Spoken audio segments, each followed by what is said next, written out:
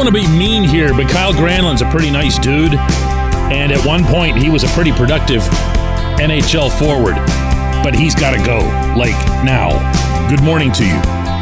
Good Thursday morning. I'm Dejan Kovacevic of DK Pittsburgh Sports. This is Daily Shot of Penguins. It comes your way bright and early every weekday if you're into football and or baseball. I also offer daily shots of Steelers and Pirates in the same place that you found this. Rare news for the club this time of year. Yesterday, Drew O'Connor agreeing to avoid arbitration with the team and signing a 2-year deal that's got an AAV of $925,000. And while that's not really headline material in and of itself, he's going to be on this team's third or fourth line no matter what he does. The side implication is that the Penguins, specifically Kyle Dubas, will have an additional opportunity, an additional window through which to buy out Granlund. I don't need to go through another recitation of how bad he was after coming here. I don't need to rip the trade all over again. It's spectacularly bad. It'll always be spectacularly bad. The dude's shot. He's got nothing left. I don't know why. Not my problem. Not the Penguins' problem. At least not if they buy him out. If they don't, they're on the hook for him for $5 million as AAV. If they buy him out, they get to save $4 million in cap space. More than $4 million, a little bit more for the coming season. And then they get hit with $1.8 million cap hits over the following 3. And it's, that's not attractive. It's kind of like the Jack Johnson thing. You see it and you cringe a little bit and you go, wow, this guy isn't even here anymore. But it's better to clean up the problem than to suffer from it. And although obviously it's not Dubas's creation, this problem, it would or could be his continuing the problem by keeping not only Granlund, but also, remember, Jeff Carter. That's way too much essential dead space in your cap in a season that, well, something else I don't have to remind you of is kind of pivotal in the careers of Sidney Crosby, Evgeny Malkin, Chris Letang, and others. This is the time to be getting it done. This is not the time to say, let's just eat the $4 million and see what Granlund's got. Not going to happen. It's not going to, there's not going to be a got. There's not going to be a revival. There's not going to be a, but quietly I was playing through and now I'm fine. Not there. No chance. Dude's shot.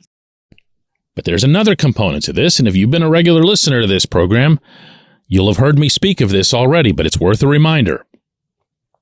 This is when you go to the Sharks and you say, listen, you're either going to take Granlund and Jeff Petrie, for Erik Karlsson, or we're just going to have to start figuring something else out here because we have to make up our minds on Granlund by this weekend, which is, by the way, when this is set up for. It's set up for Saturday, the window opening. And that's a flare in the sky to Mike Grier out in San Jose that if, in fact, the Hurricanes are out, and if, in fact, the Penguins are serious about being out, then he's really, really hosed because Karlsson's made it clear, including in public, including just a week ago in a Swedish newspaper, that he's not going to play again for the Sharks.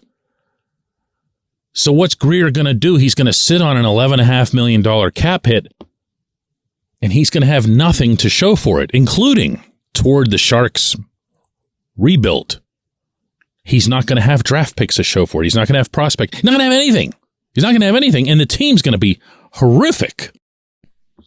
So there's a lot of different things in play here, but there's only, in my mind, one worst-case scenario, and that's that for whatever nutsy reason, and I'm not going to get preemptively angry over a decision that might not have been made, but just laying this out there, worst-case scenario, is that the Penguins say, we believe in Granlund. We think that there's something there. We think that, I don't know. I can't.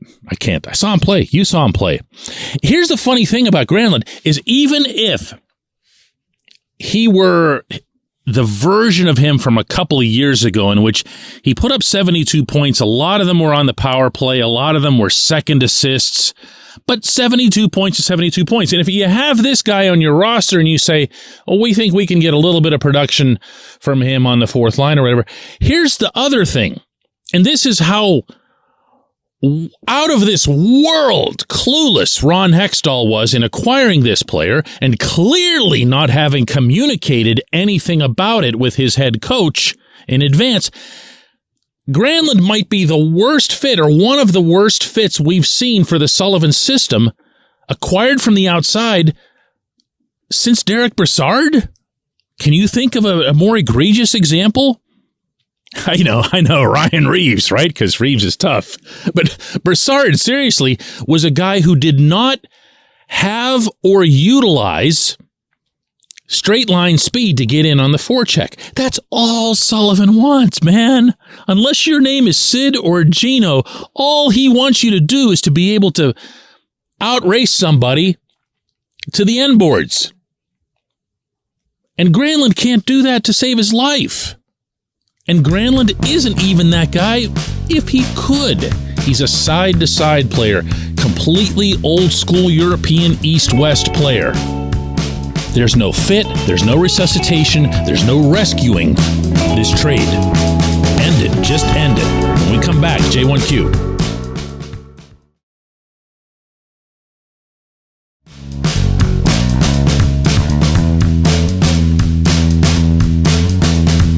Today's J1Q comes from Mark, who, in reference to yesterday's episode that was led by the Penguins having six goaltenders on NHL contracts coming into camp, Mark says, plain and simple, DK, if you've got six goaltenders, then you have none.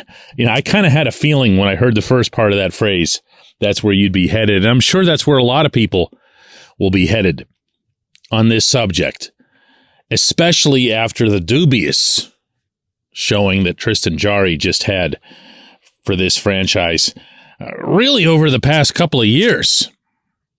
Because when you get right down to it, does he let the team down by not being available or by getting hurt heading into the most recent playoffs? That's always nebulous. But this past season, there can't be any question that he didn't have himself in the best possible shape, not conditioning-wise necessarily, but in the best possible shape to counteract an injury that had been nagging him, and now that everyone has acknowledged, including Jarry himself, since the end of the season, that he could have done more to address. But do you really have none? Here's the thing that I keep coming back to, and I did mention this on yesterday's show, but to reiterate for anybody who missed it, I see Jarry as a top 5 talent in the National Hockey League when he's on his game. But beyond that, I've also seen a toughness to him that I did not ever expect to see. And part of the value, I think, of trying to keep an open mind in this job that I do is that it's okay to admit that you're wrong or that a circumstance has changed. And in this specific instance, I'm not sure which it is, and it doesn't really matter.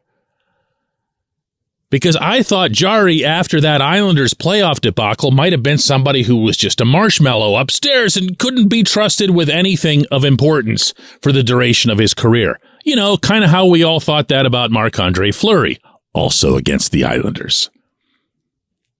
But he really showed me something after that in the regular season, and then coming back even in that Game 7 against the Rangers at the Garden where he played reasonably well. He played on a busted foot. Imagine that. Playing that position in that sport at that level in a Game 7 at Madison Square Garden on a busted foot. There's something there. There's something there. I feel like all Jarry needs to feel like is healthy. And the way for him to get healthy is to follow the instructions. No. Exceed the instructions where applicable in terms of getting his body ready to compete. Can I say this? Okay. Yeah. To compete for a Stanley Cup, because he just like before last season, he's their only hope. He has to be able to steal games in the regular season and the playoffs. He has to be that guy who gets white hot in the playoffs, the way Sergei Bobrovsky just did. He has to be that guy. There isn't another way out of this. So whether it's one goaltender, 4 goaltenders, 6 goaltenders, whoever is the backup, who's pushing this guy, who's releasing Casey DeSmith or whatever, that stuff is interesting. It's going to make for a fun camp storyline, but ultimately this still comes down to just Jarry. I appreciate the question. I appreciate everybody listening to Daily Shot of Penguins. We're going to do another one of these tomorrow.